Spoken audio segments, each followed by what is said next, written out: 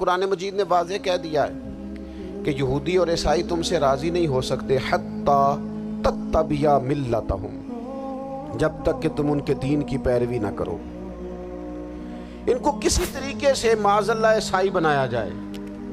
نبی پاک علیہ السلام کی جو محبت ہے نا، وہ انسان کے لیے زندگی کو آسان کر دیتی ہے۔ حضور سے پیار ہوتا ہے نا تو بندہ نفرت کرنی ویسے ہی چھوڑ دیتا ہے۔ حضور سے پیار کرتا ہے، ہرس ہوس لالچ ویسے ہی نکل جاتا ہے۔ جب حضور سے محبت ہو جاتی ہے، نماز پڑھنا، درگزر کرنا، درود شریف پڑھنا، قرآن پاک پڑھنا، دین کی خدمت کرنا، حتیٰ کہ جان دینا بھی آسان ہو جاتا ہے۔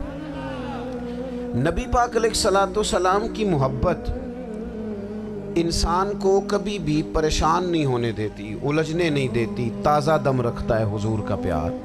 شرط یہ ہے کہ محبت صحیح ہو، اصلی ہو، باطن میں ہو۔ یہ آپ کے ذہن کے اندر کبھی بھی کسی بدبو کو نہیں آنے دے گی، طبیعت کو تازہ دم رکھے گی، سکون میں رہے گی۔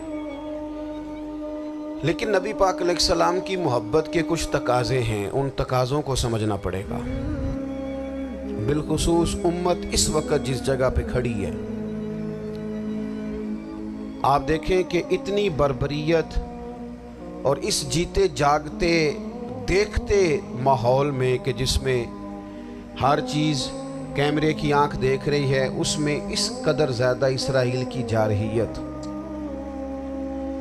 اس کے جواب میں دو تین تازیانے ہیں یوں سمجھنے والے۔ ایک ہے کہ میں کوئی جذباتی بات کروں گا، آپ اس کی تائید کر دیں گے۔ ایک ہے کہ پہلوؤں پر غور کرنے کا وقت ہے کہ اتنے کٹھن ماحول میں بھی اگر مسلم امہ کے لیڈر بیدار نہیں ہو رہے تو آپ کو پس منظر سمجھنا پڑے گا کہ ہم نے نبی پاک کی محبت کے تقاضوں کو نہیں سمجھا۔ حضور سے محبت ہے نا تو پھر نبی پاک کو تو سادہ طرز زندگی پسند ہے، حضور کو تو پسند نہیں ہے۔ اللہ کے محبوب نے تو دعا مانگ کے فقیری لی اللہ تعالیٰ سے۔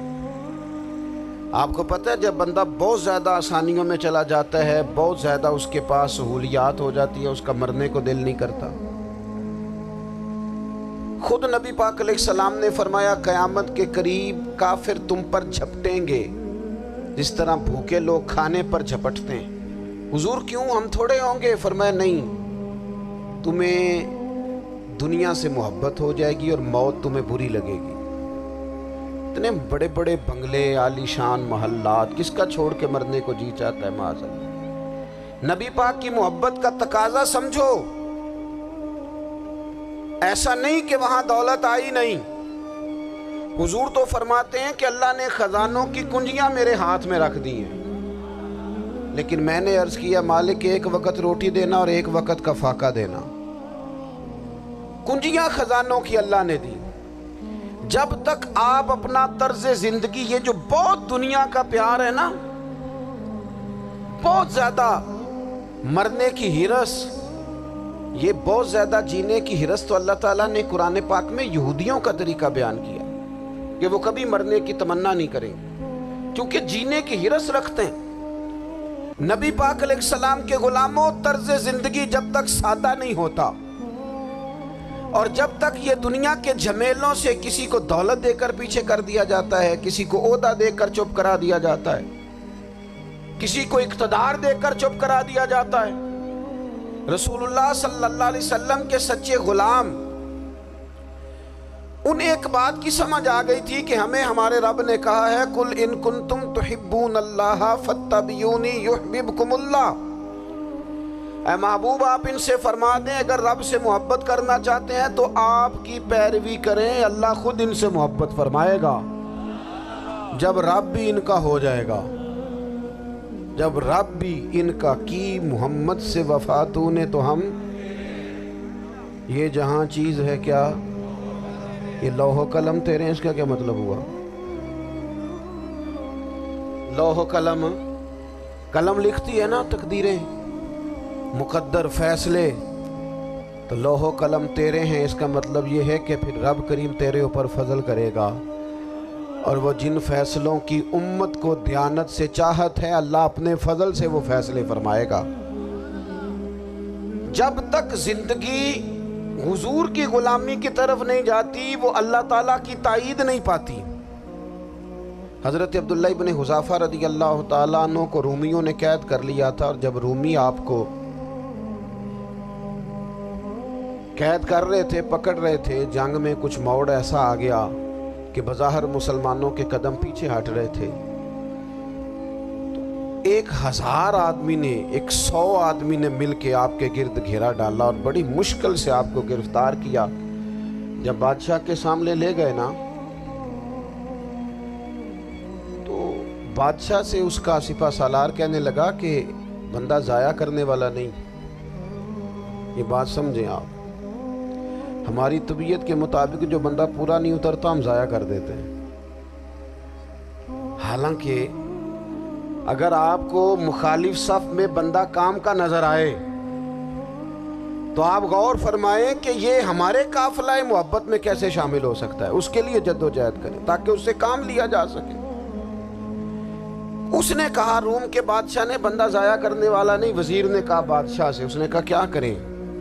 کچھ ایسا کریں کہ یہ معاذ اللہ ہمارے دین میں آ جائے۔ اور قرآن مجید نے واضح کہہ دیا ہے کہ یہودی اور عیسائی تم سے راضی نہیں ہو سکتے حتیٰ تتبع ملتہم، جب تک کہ تم ان کے دین کی پیروی نہ کرو، ان کو کسی طریقے سے معاذ اللہ عیسائی بنایا جائے۔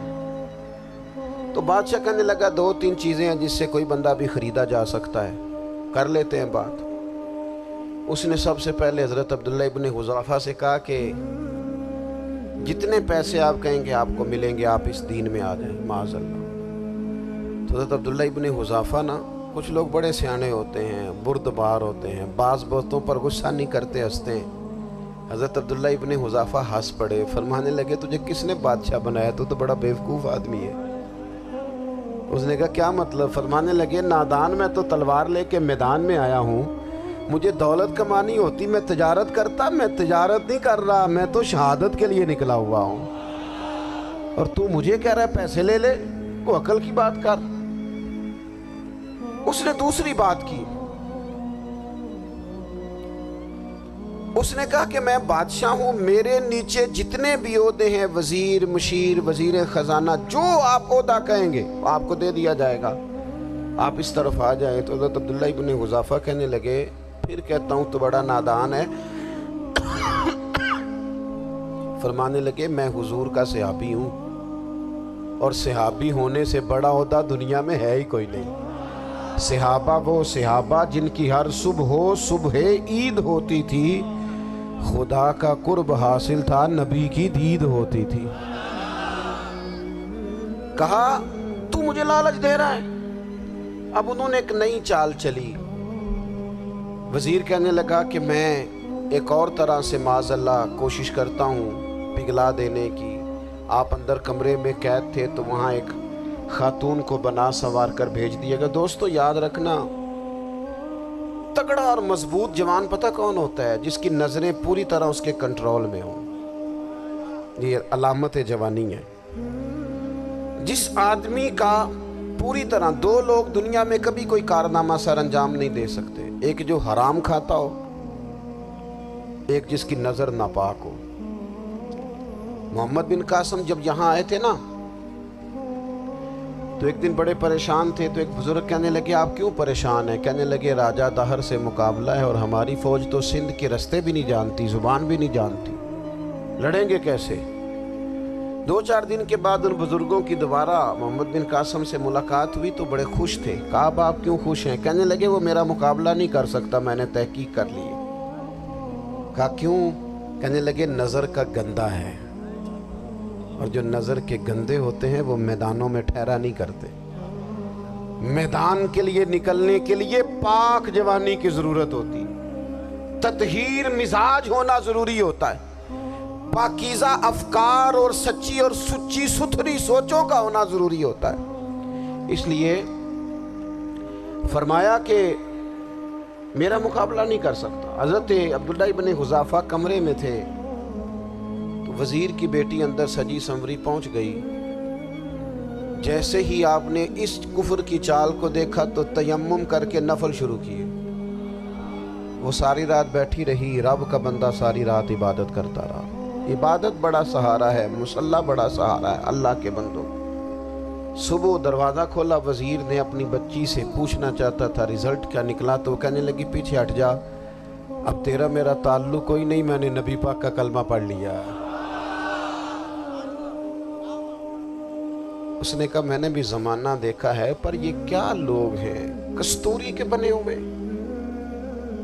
سندل سے دھلے ہوئے، کہ میں ساری رات کمرے میں رہی اور 100 اور 1000 آدمی جس جوان کا مقابلہ نہ کر سکے، اتنا طاقتور جوان کمرے میں رہا اور اس نے نظر اٹھا کے نہ دیکھا، او کچا رنگے للاری والا جڑا چڑھ دا تے لیندا رہندا ہے، اے عشق تیرے دا رنگ محمد چڑھیا پھر نہیں لیندا۔ میں کہا ایک دفعہ نظر اٹھا کے نہیں دیکھا، کمال ہو گئی، اتنے بڑے لوگ، اتنی بڑی سعادت مندی، فیروز بختی، معاملہ فہمی، حد ہو گئی۔ اللہ اکبر۔ دوستو بادشاہ جب پوری طرح ہار گیا نا، اس نے کہا مار دو، تیل گرم کیا ایک کڑاہی میں، اور جب آپ کو اس میں ڈالنے لگے تو آپ کی آنکھوں میں آنسو آ گئے۔ بادشاہ کا خیال ہوا شاید نرم ہو گئے ہیں، کہنے لگا روئے کیوں؟ فرمانے لگے سوچتا ہوں جان ہی ایک ہے، کتنا مزہ ہے اس کی راہ میں جان دینے کا، کتنی لذت ہے اس کے نام پر مرنے میں، کتنا لطف ہے، جے تو چڑھیا اتے دار بھی نہیں، تے جے تو وکیا عشق بازار بھی نہیں، تے ایڈا سستا سودا پیار بھی نہیں، تے ایڈا سستا لبدا یار بھی نہیں، کئی جنگل گانے پیندے نہیں، کئی دوزخ لنگنے پیندے نہیں، جے وہ اس ملوں بھی مل جاوے، ایدوں سستا ہور بپار بھی نہیں، تے کچھ سمجھ نہ آوے لوکانوں وہ کادے نال شہید کرے، ڈٹھی یار دے ہاتھ تلوار بھی نہیں، پر او دا خالی جاندہ وار بھی نہیں۔ کہنے لگے ایک جان ہے نا، تو دل کرتا ہے ہزاروں ہوتی تو ایک ایک کر کے محبوب کے نام پہ قربان کرتا، جب میرے پاس ہے ہی ایک، کروں کیا؟ حضرت عبداللہ ابن حذافہ رضی اللہ تعالیٰ عنہ جب روئے اور بادشاہ نے یہ بات سنی تو بادشاہ اٹھ کے کھڑا ہو گیا، سارے وزیروں مشیروں کو کہنے لگا تم نے کہا تھا نا بندہ ضائع کرنے والا نہیں، یہ بھی ضائع کرنے والا نہیں۔ کہنے لگا میرا ماتھا چومو، تم جیسے لوگوں کو قتل نہیں کرنا چاہیے، آزاد کرنا چاہیے۔ عزیز اپنی زندگی سے نا یہ بہت زیادہ ہرس، ہوس، طمع، اور یہ کسی بات کی بھی ہو، ہرس صرف پیسوں کی نہیں ہوتی ہے، شہرت کی بھی ہوتی ہے، یہ بیماری انسان کو اقتدار کی بھی ہوتی ہے، تعریف کی بھی بیماری ہوتی ہے، یہ سارے نقص ہوتے ہیں لوگوں، اور معاذ اللہ بعض جبوں کبوں کے اندر بھی ہوتے ہیں، وہاں بھی پنپتے ہیں۔ اپنی زندگی جب تک اس سادگی میں نہیں لاؤ گے جو رسول پاک نے عطا فرمائی، جب لوگ آسانیوں میں پوری طرح الجھ گئے تو پھر وہ دور ہوئے اور کفر چڑھ گیا۔ دوسری بات، اللہ کے محبوب صلی اللہ تعالی علیہ وسلم کی محبت ہم سے تقاضا کرتی ہے کہ ہم اس مشن کے لیے کام کریں جس مشن کے لیے رسول پاک نے کام فرمایا ہے۔ ہم سارے کام بڑی مضبوطی سے، سوچ سمجھ کے، تدبر سے، حکمت سے، تقاضوں کو مد نظر رکھتے ہوئے کرتے ہیں سارے کام۔ دین کے کام میں ہمارا مزاج نہیں ہوتا، او ہو جائے گا جی، آپ بسم اللہ پڑھیں جی، شروع کریں جی۔ آپ تقاضوں کو سمجھیں، چیزوں کو دبائیں نہیں، چیزوں پر غور کریں۔ کسی کے ذہن کی سطح پر سوال ابھرتا ہے، اس کا تسلی بخش جواب دیں۔ اپنی زندگی میں دین کے کام کے لیے اپنے آپ کو وقف کریں، اور دین کے کام کے بہت سارے پہلو ہیں۔ ہزاروں لوگوں کو قرآن پاک ٹھیک پڑھنا نہیں آتا، ہزارہا لوگ ہیں جو قرآن مجید کے مطالب سے آگاہ نہیں ہیں، دین کی بنیادی ضروریات سے لوگ نابلد ہیں۔ میں آپ کو کس طرح یہ بات سمجھاؤں کہ ہزاروں کی تعداد میں طلاقیں اس لیے ہوتی ہیں کہ مردوں کو طلاق کے مسئلے نہیں آتے، انہیں پتہ نہیں ہے کہ مجھے حقوق زوجین کے معاملے میں کیسے چلنا ہے۔ ڈھیر سارے گھروں میں تباہی اس لیے ہے کہ تربیت اولاد کا دینی منہج ہمیں نہیں پتا۔ اپنا حصہ ملائیں دین کے کام میں۔ ایک آدمی کو اگر تو نمازی کرنے میں کامیاب ہو گیا، تیری زندگی بدل گئی۔ وہ دین بیزار لوگ جو ہمارے بیچ بیٹھ کے ہماری نوجوان نسل کو پگڑی اور داڑھی کا نام لے کے بنیادی طور پر دین سے دور کرتے، ایسے نوجوانوں کو دین کا پیغام محبت دے کر دین کے قریب کرنا ہماری ڈیوٹیوں کا حصہ ہے۔ ہمیں ذمہ داری کا احساس کرنا پڑے گا، ہمیں یہ خاص قدم اٹھانا پڑے گا، توجہ دینی پڑے گی۔ مساجد، مدارس، میں آپ سے عرض کروں، اتنی ڈٹ کے مخالفت ہوتی ہے نا مدرسوں کی، اتنی ڈٹ کے۔ میں ادارہ چلاتا ہوں، اس کے چلانے میں جو مشکلات ہیں وہ تو ہم بتا نہیں سکتے آپ کو، اس لیے کہ میری قوم، میرا اس قوم سے تعلق ہے جو نعت خواں امیر کرنا چاہتی ہے، مدرسے نہیں، نقیب خطیب پیدا کرنا چاہتی ہے، شعر و شاعری کی زندگی کو پروان چڑھانا چاہتی ہے۔ فقط ہمارا ان لوگوں سے تعلق ہے جو لاکھوں کروڑوں روپیہ محافل پہ لگائیں گے، اور قاری صاحب بیچارے اگر مسجد کا کوئی ہونے والا کام کسی وقت بتا دیں گے تو وہ بڑی مشکل آ جائے گی ان کے لیے۔ یہ کیسے ہو سکتا ہے، آپ نے یہ ڈیوٹی بتا دی۔ مدارس اور جتنا اہم رول دین کو پھیلانے میں مدارس اسلامیہ کا ہے، اتنی زبردست، لوگوں کا خیال ہوتا ہے میری طرح کے لوگ شاید کام کرتے ہیں، ڈیوٹی کرتے ہیں۔ یہ 10-15 لوگ آپ کو نظر آتے ہیں جو آپ کو کہیں میڈیا پر یا ادھر ادھر ڈیوٹی کرتے، مخلص لوگ اپنی جگہ پہ، وہ بھی بڑا ہی کام کر رہے ہیں، جو میڈیا پہ آ کے بھی اخلاص سے اور درد دل سے کو دین کی، ان کی بھی کسی بات کی حوصلہ شکنی نہیں، لیکن ہزارہا اساتذہ جو مدارس میں بیٹھ کے پڑھاتے ہیں، جنہوں نے وہ سارے لوگ تیار، آپ سمجھ نہیں سکتے کتنا بڑا کام۔ حفظ کا استاد جو ہوتا ہے نا، اس کی ڈیوٹی 24 گھنٹے ہوتی ہے، فجر سے پہلے، اور اس نے بچوں کو اٹھانا ہے۔ تنخواہ تو ہم انہیں دینا نہیں نہ چاہتے جی، تنخواہ نہیں دئی دی انہوں نے، ہمیں مولوی امیر نہ ہو جانا، مولوی نو تے سوٹ بھی 27ویں والی رات دے ہے تاکہ کدھر سوان کے عید والے دن پا نہ لوے، کیونکہ 27ویں تو بات تے درزی پھڑتا ہی کوئی نہیں، کیوں حضرت ایسے ہی ہے نا، اس وقت تو نہیں نہ لیتا۔ تو ہم چاہتے ہیں مولوی ہماری مرضی کے ہماری طرح کا سوٹ نہ پہن لے۔ مدارس کی مضبوطی آپ یہ دیکھ لیں، یہ صلاح الدین ایوبی کا تعلق بھلا کس چیز سے تھا؟ غوث اعظم کے مدرسے سے۔ حضور غوث اعظم کے مریدوں کی جماعت اس کے ساتھ شامل تھی۔ کون لوگ تھے جنہوں نے مدارس سے فیض پایا؟ رازی اور غزالی، حضور غوث اعظم، خواجہ اجمیر، یہ سب لوگ مدارس کے لوگ ہیں۔ کمزوریاں ہیں، غلطیاں ہیں، بہت ساری چیزوں کی اصلاح کی ضرورت ہے، لیکن یہ دین کا بہت بڑا قلعہ ہوتا ہے مدرسہ، لیکن اس کی مخالفت کی جاتی ہے۔ مجھے بتائیے، اگر مدرسوں میں کمزوریاں ہیں تو کالجوں یونیورسٹیوں میں نہیں ہیں؟ ہم نے کبھی مخالفت کی ہے بند کر دو سارے؟ لیکن لوگوں کا جب خیال آتا ہے، جب ہمارے ایک سابقہ وزیر صاحب تھے سریرا، کسی دعوت میں میری ان سے ملاقات ہو گئی تو انہوں نے کہا مدرسوں کا کردار کیا ہے آج کے ماحول میں؟ میں نے انہیں کہا کہ مختلف کورسز آپ کراتے ہیں نا، تو اس کے لیے پھر مختلف ویکینسیز ہوتی ہیں جہاں بچوں کو مدرسے کا کورس کرایا جاتا ہے، تو استاد بننا ہوتا ہے، اس نے خطیب بننا ہوتا ہے، مسجد کی ڈیوٹی کرنی ہوتی ہے۔ میں نے کہا بالکل کوئی حکومت سرپرستی نہیں کرتی، لیکن اللہ کا فضل ہے۔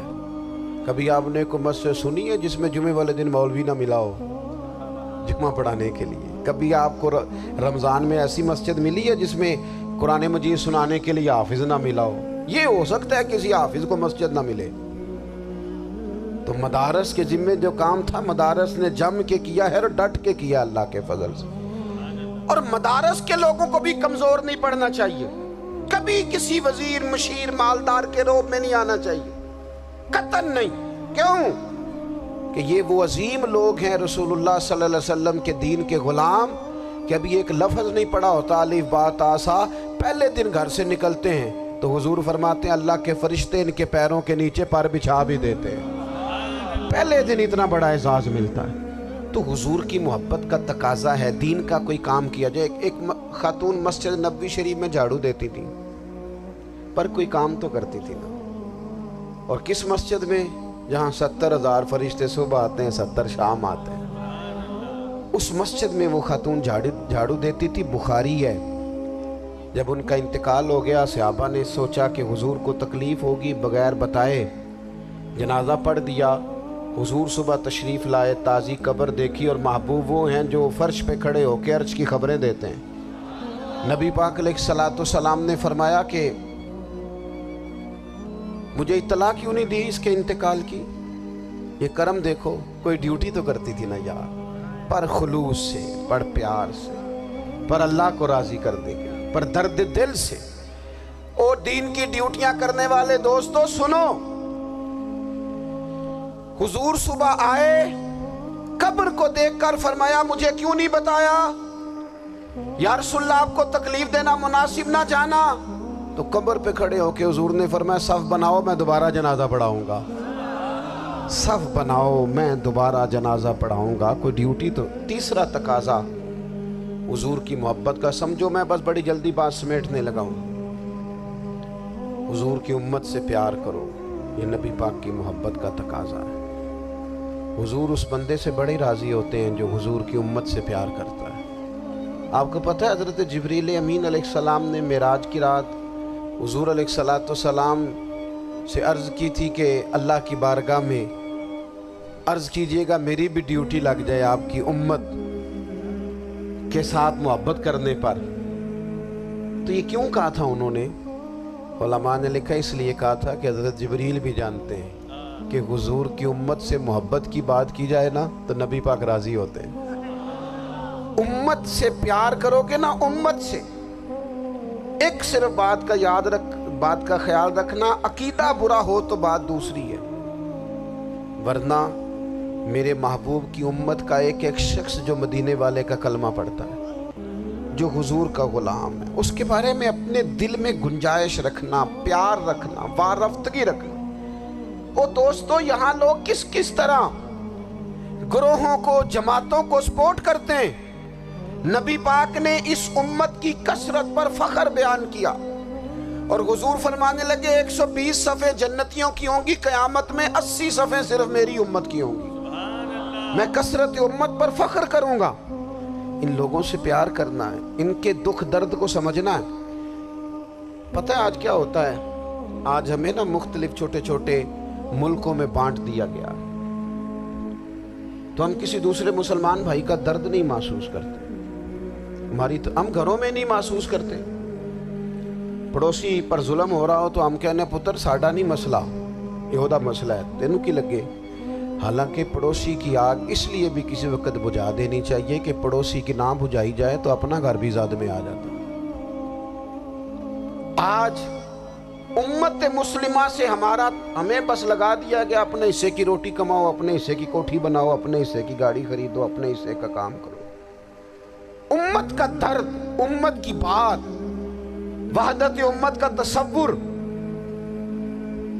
امت کا دوبارہ سے وہ شان، ارسل رسولہ بالہدی ودین الحق لیظہرہ علی الدین کلہ، وہ تصور کب ہوگا؟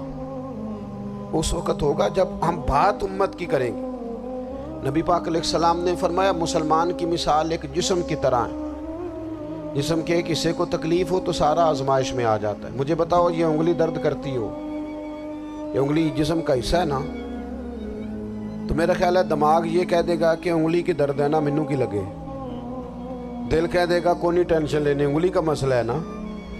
ایسا نہیں ہوتا، بلکہ جب انگلی میں درد ہوتی ہے تو دماغ منصوبہ بندی کرتا ہے کہ اس کا علاج کیسے ہو سکتا ہے، دل پریشان ہوتا ہے، پیر چل کے جاتے، ہاتھ وہ دوائی وصول کرتے، دانت اسے چبا کر، حلق اسے نگل کر، معدہ اسے ذخیرہ کر کے جسم میں پھیلاتا ہے، پھر جا کے انگلی شفا پذیر ہوتی ہے۔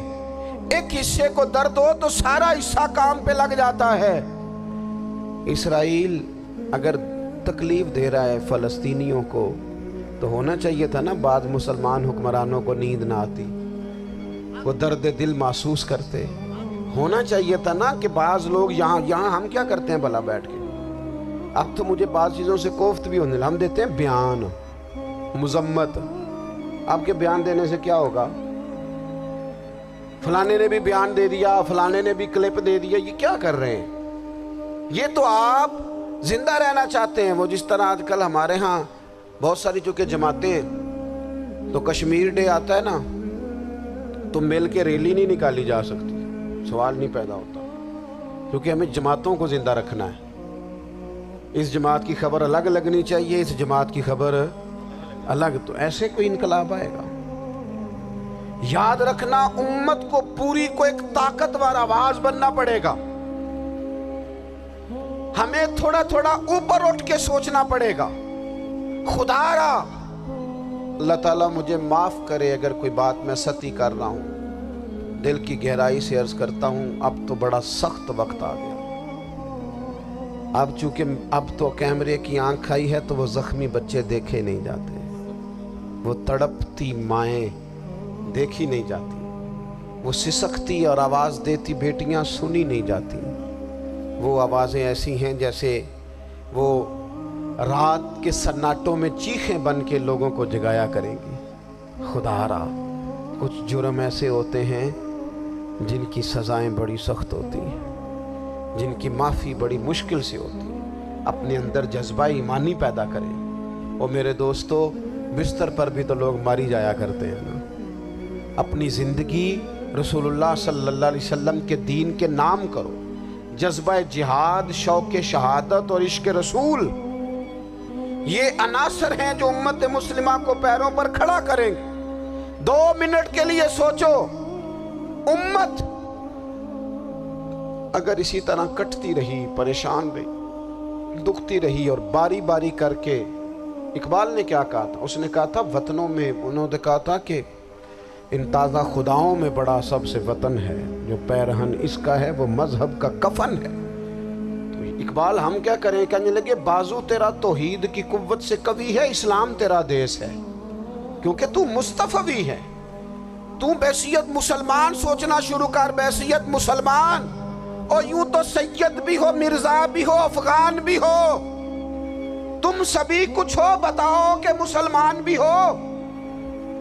تمہارے اندر کہیں سے کوئی مومن بھی بولتا ہے کہ نہیں؟ علاقائی تعصبات اور ملکی سرحدوں میں قید ہو جانے والوں، تم ایک نبی کی امت ہو۔ کیوں نہیں سمجھتے؟ جب کشمیر کی بیٹی روتی ہے تو مدینے والے محبوب پاک علیہ السلام کی امت کی بیٹی روتی ہے۔ جب فلسطین کی بیٹی روتی ہے تو امت کی بیٹیاں روتی ہیں۔ خدا را کچھ درد دل اپنی طبیعت میں پیدا کریں۔ میں حکمرانوں کی بات نہیں کرتا، میں تمام لوگوں سے ایسے تبصرے سنتا ہوں جو نہیں کرنے چاہیے۔ وہ نہیں جی نہیں، دوسرا رخ بھی دیکھو، عام آدمی اٹھ کے، عام لوگ بھی یہ خطرناک سوچیں اور ان سے خوفناک نتائج برآمد ہوں گے۔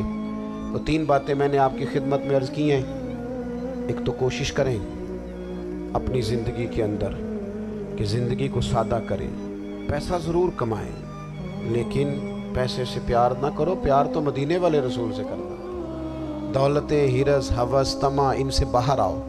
اور دوسری گزارش آپ کی خدمت میں یہ عرض کی ہے، کچھ نہ کچھ دین کا کام، اور اس میں بھی شہرتوں سے بچتے ہوئے، تصویروں سے بچتے ہوئے۔